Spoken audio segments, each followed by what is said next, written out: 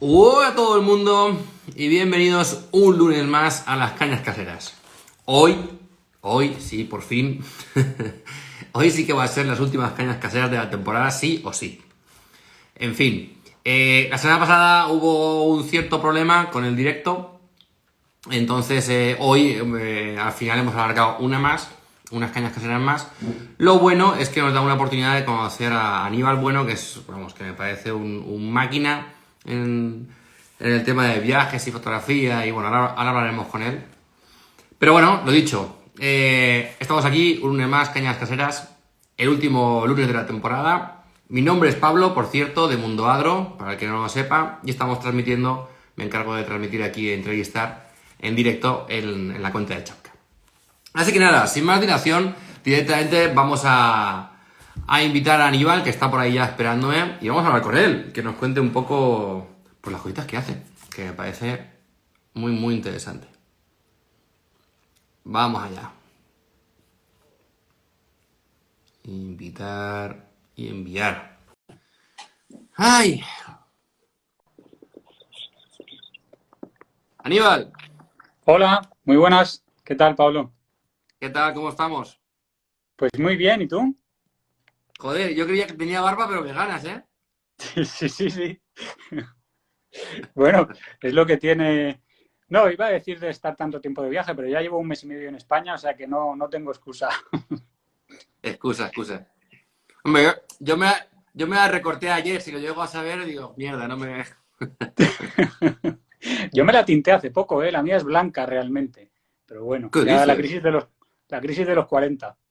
Es verdad, te iba a decir, digo, es verdad, tienes razón que yo te he visto con la barba blanca. ¿Y eso Sí. por qué?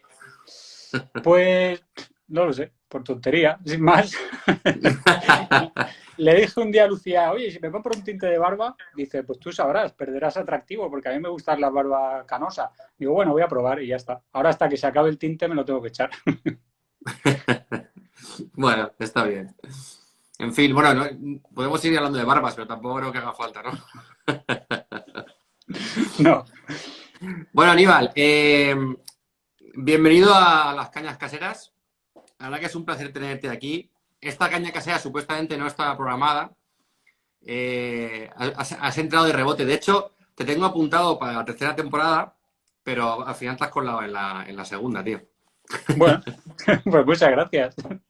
No, la verdad que es genial, ¿eh? Porque digo, bueno, pues una más, pero al menos, tío, pues entrevisto a Aníbal que tengo muchas ganas, sinceramente.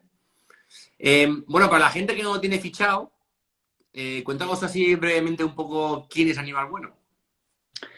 Pues Aníbal Bueno es un científico que abandonó la vida profesional a nivel científico y se embarcó en una aventura de montar una agencia de viajes y de tratar de compatibilizarla con periodismo de viajes, con fotografía, con escritura de viajes y con narrativa. Y en eso estamos. Ya di el salto de los laboratorios a los viajes hace 6 años y aquí seguimos. De momento, bien. ¿Ha merecido la pena dejar el laboratorio? Sí, no sé si volveré algún día, la verdad. A mí la ciencia me gusta mucho, pero es que viajar me gusta mucho también. Sí, sí ha merecido la pena. Uh-huh. Oye, ¿dónde estás ahora mismo? ¿Estás en casa o...? Pues ahora mismo estoy en Madrid, en casa de mis Ah, suegros. bueno, bien. Es que resulta que, bueno, te he investigado un poco tus orígenes y resulta que eres de Orihuela. Sí, soy de Orihuela, O sea, sí. alicantino, como yo. Sí, por poquito, pero alicantino. Sí, Casi porque Murcia. Orihuela está un poco al borde ya. Es como un poco la zona aquella que es, bueno, es más Murcia que Alicante, pero no, es A ver, Alicante. culturalmente somos más Murcia que Alicante. No se habla valenciano, etcétera, etcétera, pero Mm. oficialmente somos provincia de Alicante, sí. Sí. Y tengo otra curiosidad porque tú has hecho biología. Yo he hecho ingeniería informática y luego un doctorado en biología. Ujú, exacto. Pero, Sí, sí. di. No, pero un doctorado en biología, pero no la carrera de biología. O Ah, sea, me he vale. saltado un paso, me he saltado un nivel y he ido al doctorado directamente. Pero la hiciste en la Universidad de Alicante. Informática en la Universidad de Alicante, biología en Murcia y acabé el doctorado en Málaga. Ah, amigo. Ah, pensaba que habías hecho el doctorado de biología, pensaba que lo habías hecho en Alicante. No, empecé a colaborar ahí en Alicante, pero no lo hice ahí al final. Es que estuve viendo que como que lo hiciste en 2008 o algo así, si no recuerdo mal. El doctorado, bueno, el doctorado es que de tela. Yo lo empecé en informática y luego lo acabé en biología. Entonces ahí lo empecé en 2008, pero lo he acabado en 2019. O sea que... Bueno, suele pasar. Nada, es que yo, y bueno, yo estudié biología también, no terminé la carrera, ahí en la Universidad de Alicante. Lo que Ajá. pasa que, claro, yo estuve muchísimos años, porque yo iba combinando mi negocio, mi trabajo con la carrera, casi que la carrera la tenía como hobby y estuve como, no sé, 12 años matriculado, ¿sabes? Me hacía dos, tres asignaturas al año, cosas así. ¿Y cuándo fue el último curso que estuviste matriculado? Así a Pues es ojo. que por eso te lo estaba preguntando, porque el último curso yo creo que fue 2009, 2010 por ahí. Entonces, yo no sé, porque yo he dado alguna clase en biología, no sé si te habré dado alguna clase de bioinformática, algún seminario, bueno, no sé, a saber. No. Pero bueno, buenos tiempos ahí en la UA. Sí, sí, sí, sí. Digo, no sé, digo, a lo mejor hemos coincidido y ni lo sabemos, ni me acuerdo. Puede ser, en algún club Puede ser, puede ser. social, algunas paellas. Sí, en unas payas es posible. Oye, bueno, en fin. A ver, ahí yo quiero saber, porque me parece un poco flipante el trabajo que estás haciendo y en los dónde te metes. Eh, Porque tú realmente, o sea, tú eres ahora mismo, ¿vale? Obviamente toda la parte de la ciencia y demás y todo el rollo, que he visto alguna charla tuya por internet que me parece flipante de interesante, la verdad, súper muy guay. De hecho, incluso el post de hoy que has colgado hoy me pareció súper interesante, digo, porque joder, son cosas que, pues eso, ¿no? Que desconozco completamente, que al final es de meterse en, bueno, pues estudiar otras culturas, tribus poco contactadas, en fin, me parece algo muy, muy interesante. Entonces, ¿en qué momento decides coger y dejar un poco el lado de la ciencia y liarte la manta a la cabeza y encima no viajar como viaja la mayoría de la gente, o no decir, voy a hacer esta ruta, o voy a hacer no sé qué, o me voy. No, no, tú vas y dices, vamos a ver, ¿dónde está el sitio más recóndito? ¿Dónde está la tribu más desconocida, más poco estudiada? Pues buena pregunta. A ver, a mí viajar siempre me ha gustado y con mis padres pues viajaba de pequeño y esta semillita ya estaba ahí inculcada. Pero aquí el punto de inflexión vino en 2009, yo creo, en un viaje que hice a Camerún. Yo estaba en un momento de mi vida un poco de cambios, laboralmente había dejado el trabajo, mi pareja me había dejado, estaba en un poco en momento de catarsis y alguien, una conocida, puso en Facebook, alguien se viene a Camerún a pasar un mes y yo dije, ¿Camerún? Y sin pensar dije, yo voy. Y ese viaje me cambió la vida, porque, bueno, Camerún es una pasada a nivel cultural, eh, es un país fascinante. Entonces, claro, era el primer viaje que yo hacía al África subsahariana, a conocer pues estas culturas ancestrales de África. Y a partir de ahí dije, joder, yo quiero esto en mi vida, lo necesito, porque es increíble el mundo que hay ahí, más allá del viaje más típico, más clásico, pues a Grecia, incluso a África, ¿no? A Egipto, un crucero por el Nilo, todo eso está muy guay, pero es que si te metes a profundizar, hay maravillas. Entonces, el guía de ese viaje, que era Joan, es un antropólogo, hoy en día es mi socio, fue el que me enganchó, ¿no? A esta visión de siempre tratar de ir un poco más allá en los viajes y de, sobre todo a nivel cultural, ¿no? De buscar pues lo más recóndito, como dices tú, y esos sitios a los que llega menos gente. Qué guay. ¿Y cuál fue tu primera experiencia después de Camerún de decir, quiero conocer esto, o quiero...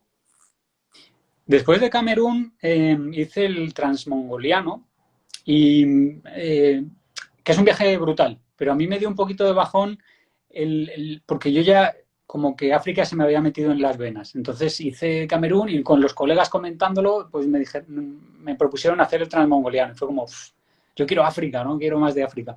Pero luego fue un viaje brutal también, ¿no? Toda la zona de Siberia, de Mongolia, es una pasada. Y yo seguía con el gusanillo de volver a África y el siguiente que hice fue Etiopía, que también me enamoró, muy diferente a Camerún, pero también con una diversidad cultural increíble y es un país que yo creo que lo he visitado un par de veces al año en los últimos 10 años y que me ha marcado, es el país que más veces he visitado. Y me ha marcado porque ahí conocí a mi pareja, en fin, y ha sido... Etiopía significa mucho para mí, la verdad. Qué guay, tío. No sé, la verdad que mola mogollón, tío. Yo, en fin, lo que te he ido siguiendo y viendo y cómo lo explicas también, porque hay una cosa que me gusta bastante, que creo que deberías de explotar más, verdad que al final cada uno hace un poco lo que puede, pero explicas muy bien, de una manera muy, como muy directa, muy concreta y muy sencilla al mismo tiempo, que a cualquier persona puede entender. Y, tío, no sé, creo que, o sea, obviamente lo explotas de alguna manera, literal, escribiendo y demás, ¿no? Pero como a mí me gusta más el formato vídeo, digo, tío, tienes ahí un potencial bueno. Pues muchas gracias. A ver, doy clase en la Universidad Autónoma de Barcelona, en el máster de periodismo de viaje. A mí me gusta explicar, la verdad. Pero a nivel de vídeo, pues no sé, como estoy en el mundo de la fotografía, a través de la última colaboración con Lethal Crisis en YouTube, pues mucha gente me ha dicho, pues ábrete un canal de YouTube, pues que lo he abierto, pero bueno, no tengo contenido aún. Pues haz vídeo y tal, no lo sé. Pero claro, es lo que tú dices, no se pueden tocar todos los palos, ¿no? Escribo, hago fotos, organizo viajes como guía, pues en algún momento tengo que dormir, ¿no? Oye, y bueno, ¿sabes qué pasa? Es que hay unas preguntas que hago a todo el mundo. Lo que pasa es que yo estoy harto ya de hacerlas, pero bueno, como es la última entrevista, me sabe mal, la voy a hacer. La temporada que viene la voy a cambiar, pero esta te la voy a hacer, no te vas a librar. Entonces, normalmente la hago al principio, pero bueno, como hemos empezado a hablar, da igual, te las hago ahora. Y es que, claro, yo creo que tú me vas a dar un poco ahí de chicha en las preguntas. A ver, Entonces, la primera pregunta es, ¿cuál es tu récord sin ducharte? Y cuando me refiero a ducharte, me refiero, no me vale baño checo o un poquito de agua, el sobaquillo, no. De decir, hostia, hacía demasiado tiempo que no me pegaba una buena ducha. pues 8 días fue. Y fue precisamente en la expedición por el desierto del Gobi, en Mongolia. Y yo llevaba rastas en aquel entonces y al volver de ahí me las quité, porque aquello era una bola de sudor, de arena del desierto y de todo, y me quité las rastas. Pero fue, sí, 8 días estuve sin ducharme. Bueno, estás en la media. Estás en la media así la gente un poco más aventurera, estás en la media. Bueno, está bien. Vale, siguiente pregunta. ¿Qué prefieres? ¿Cagar en un váter o cagar en el campo?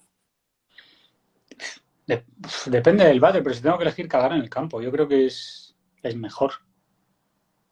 Más higiénico. Sí, es más higiénico, estás al aire libre, siempre y cuando tengas cierta intimidad, pero bueno, sí, en el campo está bien. Sí, en el campo, bueno. Bueno, y la última pregunta, que suele ser eliminatoria, de ahí depende de que sigamos la entrevista o no.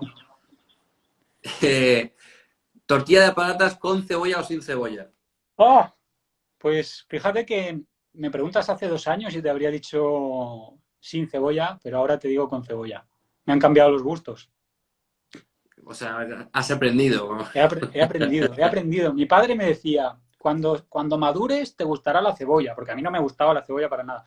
Y he madurado porque ahora me hago la cebolla frita, se la echo a todo, así que sí, con cebolla. Has madurado, te tintas la barba. Hostia, tío. Ya, sí, la crisis de los 40. ¿Qué se reconecta? ¿Pero qué edad tienes tú? Pues cumplo 40 en junio. Ah, tienes un año más que yo. Sí, bueno, a mí aún me queda. Yo tengo 38, pero la verdad que... Uf. Ya se acerca, ya se acerca. Oye, volvemos a África, que yo creo que África es realmente el continente que más has tocado, ¿no? O sea, que Sí, más... sí, sí. Ujú. ¿En cuántos países has estado en África? O Pues no incluso no sabes, países, ¿en cuántas tribus diferentes has estado? Si lo tienes contabilizado. pues no sabría decirte en cientos, porque cada viaje que hacemos a Etiopía eh, visitamos más de 10. Por ejemplo, el que hicimos en diciembre visitamos creo que 11 grupos étnicos. El libro que hemos sacado de Angola ahora son 17 las que fuimos a investigar, pues yo creo que cientos, pero no sabría decirte cuántas, la verdad. ¿Hay alguna que sea la más, no sé, impresionante, la que más te llame la atención? Sí, yo en mi top, que siempre me preguntan, y esto lo cuento en el otro libro, en el de Culturas Olvidadas, que ahí cuento 5 historias, porque claro, la editorial me dijo, es un libro de bolsillo y tienes que contar las experiencias viajeras que más te hayan marcado. Pues yo, calculando el número de páginas que tenía de límite, dije, vaya, aquí salen unos 5 capítulos, pues me puse mentalmente a hacer un ranking y ahí pues está mi top 5 de experiencias, siempre relacionadas con culturas que más me han marcado. Y en mi top 2, para no extenderme mucho, pues estarían los Mundari en Sudán del Sur, a orillas del Nilo Blanco, y luego los Korowai, pero esto ya no es África, en Papúa Occidental. Creo que son los 2 sitios más brutales donde he estado a nivel cultural en mi vida. Luego, claro, si hablamos de nivel natural, pues por ejemplo el desierto de azufre de Danakil es una pasada, pero en cuanto a culturas, los Mundari y los Korowai. Ujú. Y bueno, estabas comentando que has sacado un libro, pero me acabas de decir otro que si no lo tenía fichado. A ver, Sí, cuéntame un poquito. ¿Cuántos libros tienes? pues tengo uno que salió el año pasado, que es Culturas Olvidadas. Es un libro de Ujú. crónica de viaje en primera persona. Son 5 relatos de viaje, un librito de bolsillo. Y ahora sale, pues yo creo que la semana que viene ya, el libro Last Tribes of Angola, las últimas tribus de Angola, que este es un libro ya tapadura, 400 páginas, a todo color, fue un proceso de investigación de las tribus de Angola. Este lo he hecho junto con mi socio Joan, que él es antropólogo, como he comentado, Ujú. entonces pues él ha hecho la parte más técnica de la descripción de las culturas, de la sociedad, del ecosistema donde viven, del estilo de vida, y yo pues también he aportado parte de texto y sobre todo las fotografías. Ujú. Yo quería saber un poco. Yo es que quiero saber muchas cosas, la verdad. Es que me llama mucho la atención, porque mira, para empezar, para mí África es un continente que me da mucho respeto. Sé que conozco mucha gente que viaja por allí, que, en fin, que sin problema, que demás, pero, hostia, no sé, las primeras veces que has viajado por África, o cómo haces para afrontarte a lo mejor a ciertas situaciones, o realmente es más ruido que hay que otra cosa. Bueno, yo creo que hay varios temas. El primero es que hay una generalización demasiado grande de África. África son 50 y, vamos a decir 56 países, para tener en cuenta Sáhara, etcétera. Y no se puede generalizar, o sea, hay países muy, muy seguros, tan seguros o más que algunos países de Europa, y hay países muy peligrosos. Entonces, África es un todo que hay que ir al detalle, ¿no? Y dividir y decir, bueno, es peligroso Uganda, es peligroso Sudán del Sur, y hay zonas completamente seguras. Y luego hay unas con alguna seguridad intermedia y hay zonas peligrosas. Sudán del Sur es un país peligroso. República Democrática de Congo puede serlo también, y la zona norte de Mali. Entonces ahí la gestión de riesgos, pues bueno, se trata de buscar información y tener gente de confianza sobre el terreno. Hay sustos, nos hemos llevado sustos, pero ya llevamos muchos años. Mi socio lleva 15 y yo llevo 7 trabajando sobre el terreno, y aprendes, ¿no? A moverte, aprendes a confiar en determinadas personas, necesitas un buen seguro de viajes, y bueno, pues se trata un poco de experiencia. Yo creo que en general la mala fama de la seguridad en África no es merecida. Ujú. Oye, ¿y nos puedes contar alguna situación jodida que digas, ostras, mal rollo? Pero luego también, por favor, me cuentas una experiencia muy buena. Sí, a ver, situaciones jodidas en mi vida viajera ha habido muchas, en África ha habido muchas. Quizá la más jodida de todas no ha sido por inseguridad en cuanto a violencia o a armas, que también las ha habido, sino ha sido cuando pasé la malaria allí. Estar hospitalizado con una malaria grave en África creo que ha sido lo que más en riesgo ha puesto mi vida en toda mi experiencia allí. Luego, pues he visto tiroteos, he visto matar gente. me he visto en emboscadas, en el último viaje a Sudán del Sur ocurrió, pero bueno, por suerte y también por el buen equipo que llevamos ahí, pues hemos salido siempre con vida, ¿no? Y sanos. Y bueno, pues también es que nosotros nos metemos hasta la cocina y siempre buscamos ir más allá. Pero ya digo, quien viaja a un país en guerra sabe a lo que se atiene. Pero esto es un porcentaje muy bajo de lo que es África. En África, en el 90% del territorio puedes viajar con seguridad. Ujú. Bueno, que ¿Y eres una experiencia bonita que digas, esto fue inolvidable para mí?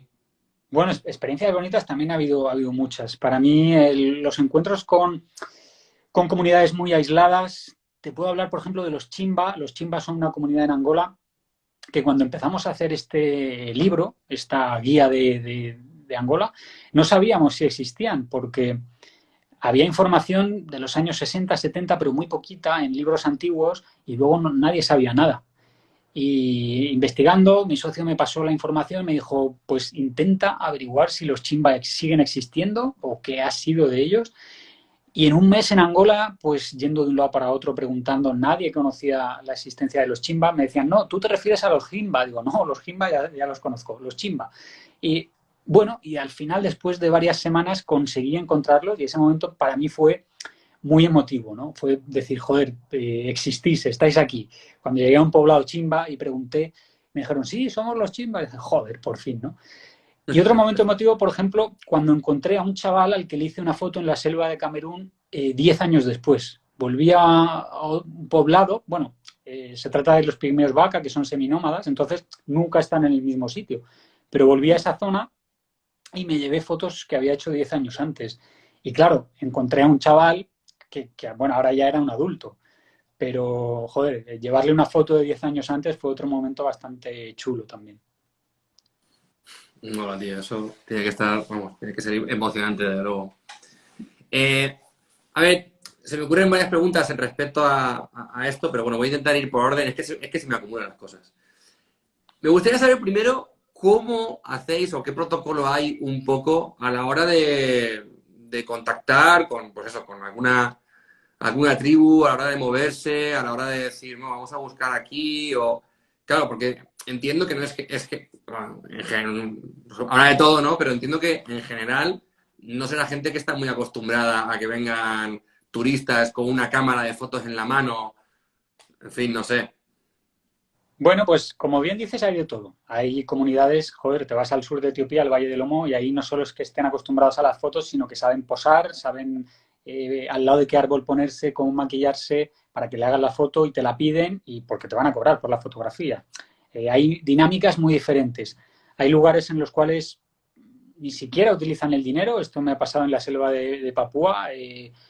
No utilizan el dinero, entonces no les interesa que haya ningún tipo de intercambio comercial. Lugares en los que no sabían lo que era una cámara de fotos, son pocos, pero también los hay. Entonces, cada caso es muy concreto, ¿no? Primero, siempre hay que hacer un proceso de documentación previa, saber pues qué es lo que quieres descubrir, ver, mostrar y luego llevar a gente allí, en el caso de la agencia de viajes. Entonces, bueno, una vez tienes toda esa documentación, que es un proceso interesante y a los que, no sé, se ve que vengo de la ciencia, entonces me mola esto de investigar. Una vez lo tienes, necesitas el fixer, el contacto de allí, que sea capaz de llevarte a esta comunidad, que hable el idioma, que sepa capaz de traducirte no solo el idioma, sino lo que tú estás viendo a tu alrededor, ¿no? Traducir de su cosmovisión a la tuya y que entienda qué es lo que tú quieres hacer allí. Y luego, pues estar allí en un viaje que nosotros llamamos prospectivo, que es ir tú solo, claro, sin clientes de la agencia, ir tú solo para ver cómo es la situación, la logística, etcétera. Y en ese viaje, que es algo que a lo mejor mucha gente pues desconoce, pero que creo que entra dentro de lo obvio, pues si tú posteriormente vas a llevar gente allí, pues tienes que llegar a un acuerdo. Pues a un acuerdo económico, a un acuerdo de lo que sea. Si, que esto es algo que entra dentro del sentido común. Si tú vas a llevar gente a un poblado indígena de la parte del mundo que sea y vas a cobrar por ello, pues es lógico que esta comunidad se beneficie de alguna forma, o a nivel económico o a nivel de algún proyecto, de lo que sea, ¿no? Entonces, claro, conviene establecer un acuerdo previo, si tu intención es volver, para que eso pues no se tenga que negociar cuando estás ahí con un grupo de viajeros, ¿no? Es decir, poner esa base para luego ya realizar el viaje como agencia. Oye, ¿y cómo nació esto de la agencia? Entiendo que un poco por necesidad de comer, pero ¿cómo nace? ¿Cómo nace ese proyecto? Pues yo trabajaba en la Universidad de Málaga mientras hacía el doctorado, tenía un contrato de investigación allí en temas de enfermedades raras y bioinformática, análisis genéticos y tal. Y hice este viaje a Camerún, que fue mi viaje iniciático en esta religión. Y bueno, pues me sentí ya atrapado a este mundo. Y lo que fui haciendo durante los siguientes 5 años, pues era durante mis vacaciones hacer este tipo de viajes. Abrí un blog que se llamaba Camino sin fin y empezó a tener cierto éxito, entonces había gente que quería viajar conmigo. Y yo, pues en mis vacaciones, que eran verano, Semana Santa o Navidades, pues reunía un grupito de gente y de esa forma me salía mi viaje gratis o ganaba un poquitín de dinero, colaboraba con alguna agencia y ya está. Y hubo un momento que coincidió pues acabar la tesis doctoral y que ya tenía suficiente público como para organizar viajes y dije, pues voy a montar una agencia. Voy a lanzarme a la piscina, me mudé a Barcelona a hacer el máster de periodismo de viajes del que ahora soy profesor y que voy a aprender a comunicar sobre viajes, a montar una agencia y bueno, si no funciona, pues cuando me quede sin dinero, pues busco otro trabajo. Y bueno, pues como sí funcionó, pues aquí seguimos. Oye, ¿y cómo te ha afectado un poco el tema este del COVID? Porque claro, al final... Pues ha afectado, a ver, yo tenía 2 agencias de viajes, una para mochileros, que es Camino Sin Fin, que fue la primera que se creó, y luego Las Places, que es para otro tipo de público. Hacemos viajes muy específicos a destinos que no hace prácticamente nadie. Los destinos más complicados de África, pues ahí nos hemos especializado. Entonces, la agencia low cost, la agencia para mochileros, está completamente parada desde hace un par de años porque, claro, ese sector es que está parado desde la llegada del COVID. La otra agencia, sin embargo, no solo ha funcionado bien, sino que hemos crecido durante este periodo porque creo que el tipo de cliente que va a un viaje a un país complicado o a un país en guerra o a un país donde hay 20.000 requisitos, por ejemplo, para ir a Sudán del Sur no solo tienes que sacar un complicado visado, tienes que sacar un seguro de país en guerra, tienes que pasar un listado de todo el material fotográfico que vas a llevar con el número de serie un mes antes para que la policía lo revise. Hay tantos requisitos para los países que trabajamos que el hecho de hacerte una PCR es un requisito más. Entonces, a este tipo de cliente que tenemos, que son gente con mucha experiencia en viajes y que buscan ir a estos últimos lugares, de ahí el nombre de la agencia, Last Places, pues no ha afectado tanto la pandemia. Bueno, y gente de alto poder adquisitivo, obviamente. Sí, claro, porque obviamente entiendo que es un viaje costoso, que al final no es nada sencillo, como estabas explicando. Sí, sí, sí. Son viajes que el precio es más caro, claro, también porque la logística es muy compleja. Y, oye, entiendo a ver, porque se nota, porque no hace falta que me lo cuentes, aunque yo no te lo voy a preguntar igualmente. Claro, son viajes, muchas veces, bueno, son viajes un poco también fotográficos, ¿no? O sea, no es a lo mejor no es el objetivo principal, pero al final es un poco viaje de fotografía. Es que ¿sabes qué pasa? Yo he visto, yo no he hecho ningún viaje fotográfico, ¿no? Pero he visto desde lejos algún viaje fotográfico en el que me ha sorprendido un poco, pues, el consumo del lugar, de la cultura, de la persona, en plan, llegar con una furgoneta o con un 4x4, cámara, traca, traca, traca, traca, traca, traca, sin apenas valorar dónde estás, ¿no? Entonces, Sí. claro, ¿cómo hacéis? Porque al final, un poco las fotos que yo he estado viendo como que tú cuelgas o que hacéis en los viajes y demás, ¿cómo hacéis para esa línea de decir, a ver, que esto no se convierta en un show y que sigamos un poco respetando la cultura y la gente en la que estamos? No sé, es que me parece un poco complejo, ¿no? Es muy, muy, muy complejo y es un debate que tenemos con nosotros mismos continuamente. Nosotros tenemos la ventaja de que los viajes fotográficos que organizamos parten desde un punto de vista antropológico. Esto quiere decir que hay un conocimiento más profundo de la cultura que se va a visitar. Entonces, el hecho de ir a visitar pues, una tribu que vaya súper decorada, para nosotros no es tan importante como el hecho de entender estas decoraciones, sean más o sean menos, ¿no? Pero hay una profundidad en la mirada que para nosotros es clave más que la ostentosidad, ¿no? A veces pasamos, a veces no, casi siempre, pasamos muchos días en las comunidades, primero porque es una forma más humana de aproximarse a ellas y segundo porque las fotografías son mejores también. Si tú paras media hora a hacer fotos y luego te vas al siguiente poblado, las fotos no van a ser tan buenas como si estás 3 días en el mismo poblado. Eso es así, porque vas a tener mejores momentos de luz, vas a tener unas expresiones más naturales de una gente que ya está acostumbrada a que tú estés allí, ¿no? Y que ya saben lo que quieres y no alguien que baja con una cámara de un coche, pli, pli, pli, hace fotos y se larga, ¿no? Entonces, las fotos mejoran dedicando más tiempo a la gente y esto es algo que nosotros aplicamos. Es cierto que cada cierto tiempo hay que pararse y hacer autocrítica, es decir, ¿estamos haciendo las cosas bien o no? Y eso es algo bueno que de momento estamos consiguiendo mantener y vamos modificando nuestras pautas de conducta y nuestras rutas. Por ejemplo, en algunas comunidades que visitábamos hace tiempo, ya no hacemos esta visita en nuestros viajes porque nosotros hemos hecho autocrítica y hemos visto que estábamos haciendo más mal que bien en esa comunidad. Y hablo, por ejemplo, de los Mursi en Etiopía, que son bastante icónicos, este grupo étnico del plato labial en Etiopía, que quizás es uno de los highlights, uno de los puntos fuertes de cualquier viaje a Etiopía. Pero hemos preferido dejarlo fuera en los viajes porque se había generado una dinámica que nos hacía pues no estar contentos con cómo estábamos trabajando allí. Y bueno, creo que se trata de eso, ¿no? De estar uno en paz con la parte ética de su trabajo. Y para esto hace falta revisión constante. ¿Son muy grandes los grupos que lleváis? No, tratamos, claro, con la agencia low cost sí que lo eran, porque necesitaba rentabilizar todo, porque había muy poco margen de beneficio con cada cliente. Con Last Places, con esta nueva agencia, son grupos pequeños.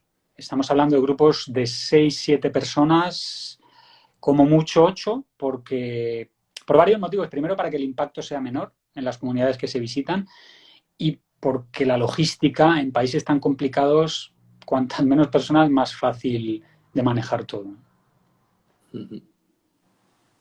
Oye, y he estado viendo los próximos viajes.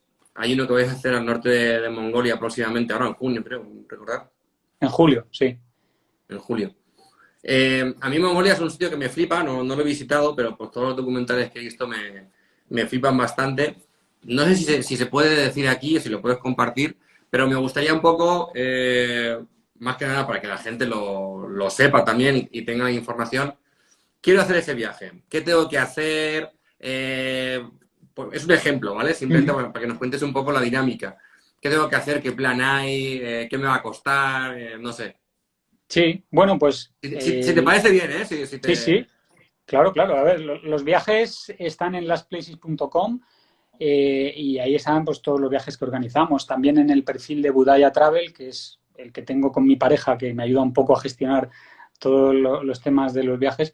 Ahí están todos los viajes. Entonces, cualquier persona que quiera hacer alguno de estos viajes, también los publico en historias destacadas y están en mi WhatsApp, en fin, por varios medios.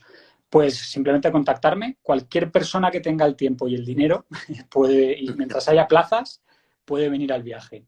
Luego hay algunos que requieren pues algún estado de forma física un poco mejor. El de Mongolia sí, por ejemplo. Y luego hay otros que los puede hacer cualquier persona. Los viajes a Etiopía o a Uganda, incluso niños vienen a veces y no hay ningún problema. Pues nada, simplemente contactarme por Instagram mismo y yo paso toda la información. Vale, bueno, entonces ha quedado claro. Quien quiera saber, que pregunte directamente. Que me pregunte. Directamente. Está guay. Oye, y volviendo un poco, bueno, no solamente África, en general, como has estado en muchos sitios, me gustaría un poco tocar también el tema de de las desigualdades. Y cuando Ujú. me refiero a esto, me refiero un poco, a ver, si consigo explicarme un poco. A veces tengo la sensación, no lo sé, tengo la sensación de que a veces intentamos llevar el primer mundo a lugares donde creemos que es necesario y yo no estoy tan seguro que sea necesario. Ujú. Entonces me Sí. gustaría un poco más, tú que has estado más en terreno, que has podido ver un poco más no sé, un poco más la África profunda, que me Sí. contaras un poquito más sobre el tema. O sea, si realmente es tan necesario, no sé, ciertas cosas Ujú. o no. Esto también es una... Bueno, ahora seguiré. Tú contéstame y luego te sigo preguntando. Vale, vale, vale. Bueno, es que esta pregunta da para una charla de una hora entera. Es Ya. cierto que cuando uno viaja, pues lleva consigo la mochila del etnocentrismo. Uno viaja con su visión del mundo, viaja con sus valores, etcétera. De hecho, por eso el viaje es un aprendizaje, ¿no? Porque puedes llegar a comprender otras cosmovisiones, otras escalas de valores y otra forma de ver la realidad. Y en determinados momentos es difícil o, bueno, para unas personas más difícil que para otras, el no tratar de decir a otras comunidades cómo tienen que hacer las cosas o lo que necesitan. Pues no, aquí hace falta esto. Y yo lo veo mucho en el orfanato con el que colaboro en Uganda. Hay veces que llevamos gente para que lo visiten o para que hagan algún tipo de voluntariado. Y dicen, no, aquí habría que hacer no sé qué, no sé cuánto. Bueno, en cada lugar las necesidades son diferentes y sí es cierto que hay unas necesidades básicas que nosotros, que somos unos privilegiados, tenemos y hay lugares del mundo que no tienen, tan sencillas como agua potable y una sanidad mejor que haga que la esperanza de vida pueda aumentar. Pero fuera de eso, hay que relativizar todo mucho, ¿no? Las necesidades. Cada cultura tiene sus necesidades y desde fuera a veces, si no se entiende bien, que de ahí la importancia de esta visión más profunda en los viajes, si no se entiende bien, tú puedes estar viendo necesidades donde no las hay o miseria donde no la hay y viceversa. Puedes no estar viendo unas necesidades donde sí las hay, ¿no? Entonces, todo el relato cultural es importante entenderlo.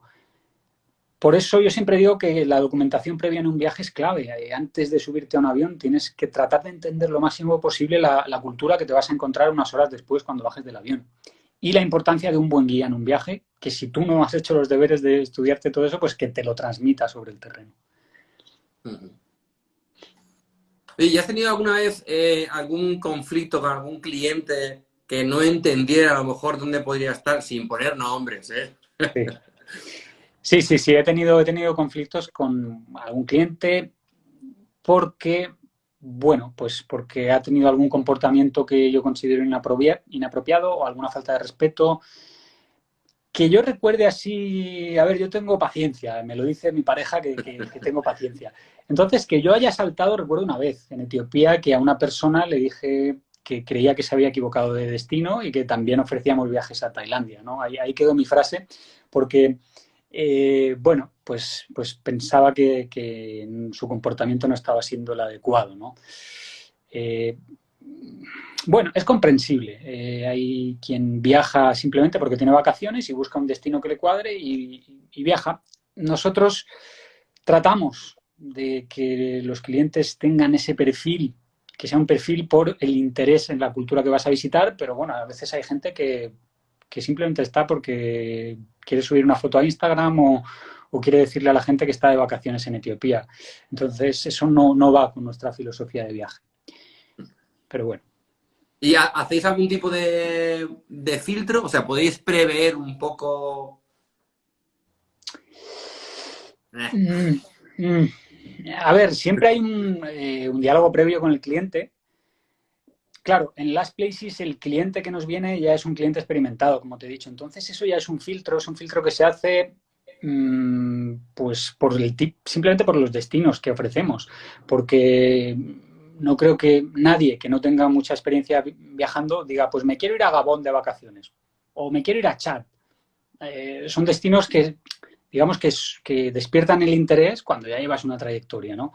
O me quiero ir a Sudán del Sur, pues joder, no sé, a lo mejor te vas primero a Egipto o a Marruecos o a otros sitios que están más en el imaginario colectivo y que te van a salir más barato y más fácil, ¿no? Entonces yo creo que eso ya es un primer filtro. Pero bueno, al final tenemos gente de todo tipo en los viajes y hay que saber lidiar con esto también, que a veces no es fácil. Sí, supongo que no debe ser fácil.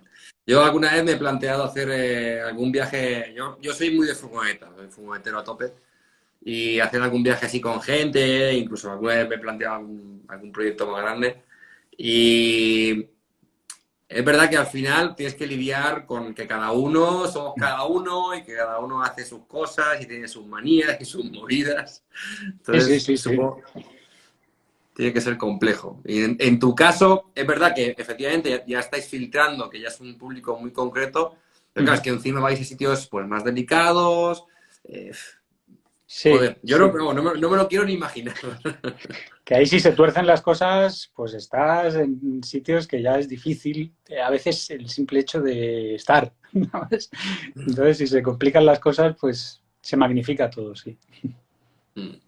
Oye, tengo un amigo, Javi, que está montando un proyecto, bueno, está montado ya, que van la verdad que súper bien, que se llama The Social Water, no sé si te suena. Están empezando ahora prácticamente hace un año o así más o menos, un poco más de un año. Y ahora parece que están empezando ya por fin a despegar.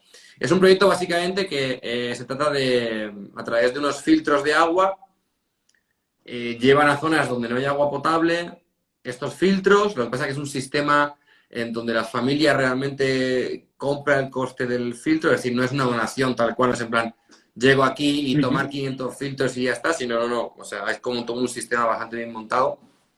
Y precisamente me preguntaba, porque ayer hablé con él y me dijo, oye, mañana que vas a estar hablando con Aníbal y tal, pregúntale un poco cómo está el tema, si sabes un poco, cómo está el tema pues del agua, de la calidad del agua, sobre todo en África. Él me preguntaba por Sí, África, porque sí, sí. están como buscando diferentes sitios donde poder ayudar, donde poder llevar el proyecto y demás. Y bueno, pues cuéntame un poco si puede ser. Pues está mal, es uno de los principales problemas. Ya te he dicho antes, si no me equivoco, me suena haber hablado del tema sanitario y del tema del agua, que para mí Sí, son sí, sí, los, sí. efectivamente, ¿no? Los dos puntos en los cuales la mejora de estos sistemas es fundamental para el bienestar de la población en muchas comunidades ahí en África y en Asia y en América también, y en Europa en algunos rincones. Entonces, el agua es algo a mí se me ocurre, por ejemplo, en Uganda, en el orfanato en el que colaboro, pues hasta hace un año y medio, un par de años, no tenían agua potable. Entonces había muchos casos de parásitos intestinales en los niños. Estuvo ahí mi compañera Paula que consiguió que les diesen la licencia para obtener agua potable. Y yo sí que sé que estuvieron utilizando estos filtros, que son como unas pajitas, para beber directamente del río. No sé dónde lo consiguieron, y estaban muy contentos con esa solución previa a lo que fue ya la canalización del agua potable. Y en general, el agua es un problema, sobre todo ahora que el cambio climático se está agravando. Cada vez hay menos agua en toda la zona del Sahel y en la zona del África Central. Y todas las migraciones de los nómadas y seminómadas de la región se están volviendo más agresivas y más sin control, porque como el cambio climático pues hace que no sepas dónde va a haber agua en cada momento, entonces es uno de los grandes retos de los próximos años en gran parte de África, los recursos hídricos. Y hay un estudio que salió el otro día que relacionaba la falta de agua con el aumento de los conflictos bélicos en muchas de las comunidades tradicionales del África Central. Sí, joder. La verdad que al final, bueno, estas películas, ¿no? Posapocalípticas o lo que sea, donde al final la guerra es el agua, ¿no? Es lo que necesitamos todos y... Sí, sí, en Sudáfrica, por ejemplo, ya hay muchos cortes de agua y dicen que en 5 años no habrá agua para toda la población. Y hablo de las grandes ciudades, de Sudáfrica. Ya van racionando el agua porque no pueden tener suministro 24 horas. Es un problema, sí. Ujú.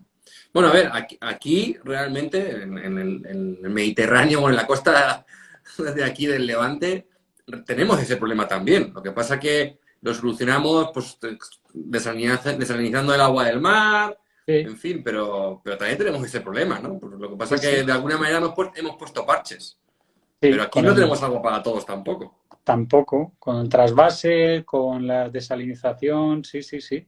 Es algo muy de nuestra zona también. Sí, sí, sí. Bueno, pues si no te importa, te pondré en contacto con Javi, porque yo creo que a lo mejor podéis, no sé, trabajar conjuntamente o puedes un poco ayudarle para buscar zonas Sí, allí por África, que seguro que vendrá de lujo, la verdad. perfecto, sí, sí. Y ya que estamos tocando temitas así un poco delicados, yo estoy muy metido más en el rollo medio ambiente, ¿no? En el rollo, pues eso, ecología, conservacionismo. Siempre, y me han dicho que África es como, o sea, que está muy mal en ese sentido. Entonces, siendo como es un continente con un paraíso natural, no sé, claro, yo no he estado, solo he estado en Marruecos, y no sé hasta qué punto, eh, ¿cómo lo Bueno, ves? está mal o bien según se mire. Quiero decir, hay muchísimos más espacios naturales que en Europa, por ejemplo, ¿no? La biodiversidad es enorme en el continente, entonces no creo que esté tan mal, pero sí es cierto que, por ejemplo, la gestión de residuos es inexistente. En gran parte de... Yo hablo del África Central sobre todo porque es la zona que mejor conozco. La Ujú. gestión de residuos es prenderle fuego, ya está. O sea, se hace una montaña y se le prende fuego al plástico o a lo que sea. Eso en el mejor de los casos, porque en general pues suele estar por todas partes el plástico. Esto es algo que ocurre también mucho en sudeste asiático. Entonces, el problema yo creo que es en la gestión de residuos. Luego ya a nivel de fauna, pues bueno, habría que ir caso por caso. Eh, la mayor diversidad está tanto en África como en Asia, pero claro, es cierto que aquí ya entramos en temas políticos, ¿no? Toda la política de conservación de cada una de las naciones influye mucho en cómo va evolucionando pues estas especies que están en peligro de extinción, por ejemplo los gorilas o muchos de los felinos. Y esto ya es muy complejo, ¿no? La caza de safari, sí o no, pues hay quien la defiende para la propia conservación de la especie, hay quien dice que es un contrasentido. Bueno, hay, sobre todo con el cambio climático, hay muchos retos en la mesa en el tema de la conservación. Es que tengo la sensación que, fíjate que pues nosotros que somos de la misma edad, desde pequeñitos, ¿no?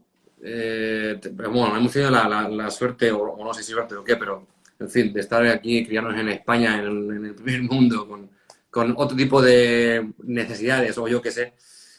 Eh, pero me resuena como que el tema de África, del continente en general, ¿no?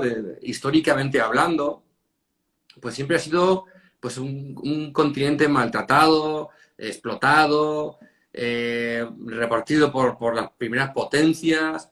Uh -huh. Y joder, parece mentira que estemos en 2021, que parece como eso, como que tú coges la historia, parece que eso sea de, pues eso ya.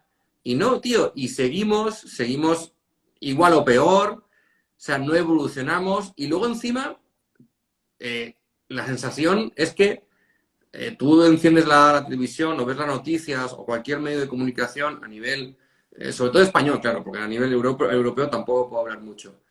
Hostia, no existe, o solo existe para contar lo malo, Sí, o para documentar de la dos, solo existe para eso, pero realmente hay un desconocimiento tan brutal sí. de África que me sorprende muchísimo, tío.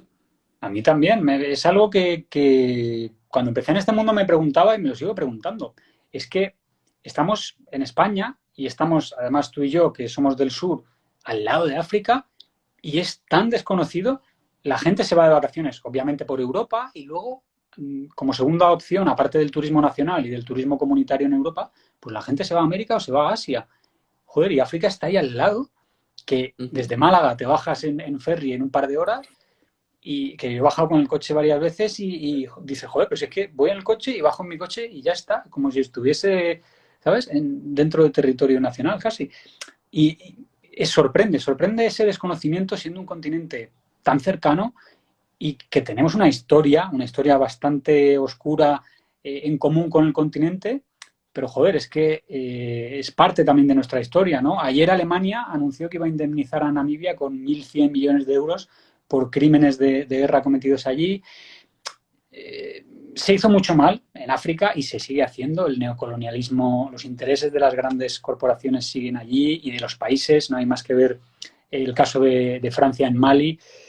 Pues como tú dices, parece que no aprendemos, ¿no? Que no somos capaces de dejar a los pueblos que sigan su propio camino y que utilicen sus propios recursos naturales sin intervenir. Es triste esto, sí. Sí, y luego encima España, que es como la puerta de Europa desde África para la cantidad de inmigrantes que vienen de multitud de países. Y hostia, no sé, me da un poco, me da hasta vergüenza decir, joder, llega un montón de gente por necesidad y no sabemos nada de ellos. O sea, Sí. la mayoría de la gente son inmigrantes, punto, son inmigrantes, vienen de África, son inmigrantes. Bueno, pero vamos a ver, como tú decías al principio, ¿no? Hostia, África son 56 países, o 54, según a quien le preguntes. Sí. Entonces dices, hostia, no sé, el que aquí encima en la zona de turismo, ¿no? Pues el que viene vendiéndome bolsos o gafas o cosas así en verano, hostia, ahí hay una historia detrás. Sí. Y no tenemos ni idea. O sea, es como que giramos completamente la espalda y miramos a Francia, Alemania, Inglaterra y es en plan, bueno, pero ¿y esto que Sí. tenemos aquí, joder? Sí, sí, a mucha gente de América le sorprende. Tenemos algún cliente, pues, recuerdo una chica de Chile que decía, bueno, siendo españoles, África lo tendréis controlado. Digo, pues es que la realidad es que no.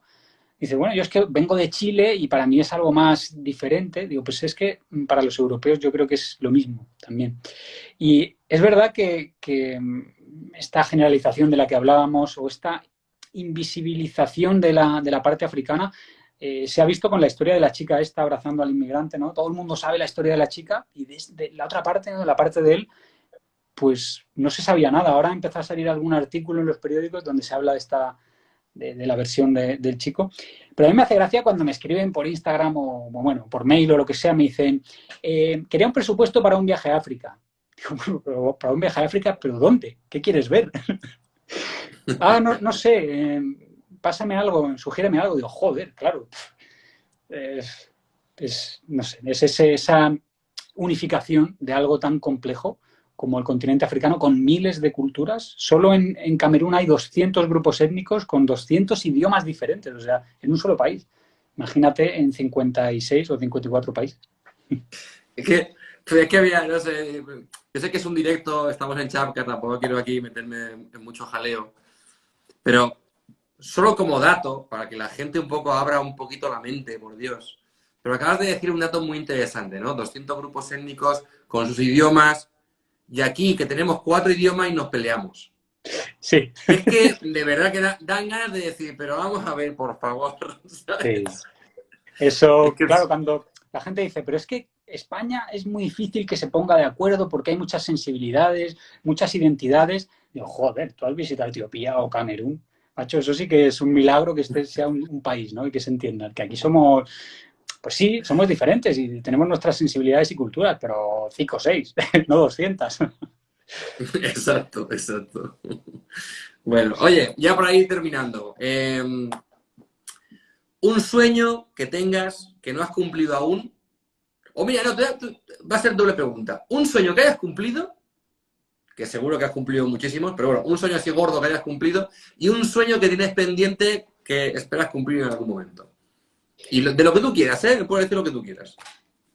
Pues un sueño que he cumplido ha sido la visita a la zona Uruguay, ¿no? Y ver personas que siguen, son muy poquitas, quedan 150, pero personas que viven en los árboles, a 30 metros del suelo. Eso para mí, yo cuando fui no sabía si eso seguía ocurriendo, lo había leído en libros antiguos y había visto alguna foto en blanco y negro, y cuando llegué ahí en mitad de la selva y vi que efectivamente vivían arriba de los árboles y hacían su vida allí, eso fue un sueño que cumplí, fue algo muy, muy emocionante. Y algo que me quede por cumplir, pues es un viaje a la zona de los Nenets, en la península de Yamal, que lo iba a hacer en noviembre de 2020, pero vino la pandemia. Estos inuits, estos esquimales, entre comillas, que hacen esta migración con sus miles de cabezas de ganado, con los renos llevando sus tipis y todo. O sea, eso es algo que es muy diferente a lo que hago yo y por eso es un sueño. Mi fotografía y mi trabajo se basa mucho en zonas de calor, de sabana, de desierto, en África. Y quiero tanto vivir la experiencia personal de estar a 40 bajo cero en una migración de esquimales en Siberia, como a nivel fotográfico, ¿no? A dar un pequeño cambio, aunque sea puntual, y hacer fotografías de nieve de otras etnias que no conozco. Entonces, ese es el sueño que se truncó por la pandemia y que espero que se pueda cumplir en breve. Ojalá, ojalá que sí, la verdad. Yo reconozco que me llama mucho la atención toda la cultura un poco más del norte, ¿no? Del norte del planeta. Los inuit, eso, la relación con la nieve, el paisaje y el clima tan extremo, que apenas he podido rozar algo, rocé algo en Alaska y Canadá, muy poquito, pero nada, no pude hacer prácticamente nada. Pero es brutal, la verdad que me llama mucho la atención y sí, aquella zona tiene buena pinta, tiene buena pinta. Sí, sí, sí, sí. Tengo muchas ganas. Ya te digo, qué guay. Pues Aníbal, tío, muchas gracias. Ya llevamos una horita prácticamente. Ha sido un placer tenerte aquí. Obviamente creo que estaríamos horas hablando de muchas cosas que hemos rozado así en plan, vamos a mordernos la lengua un poco.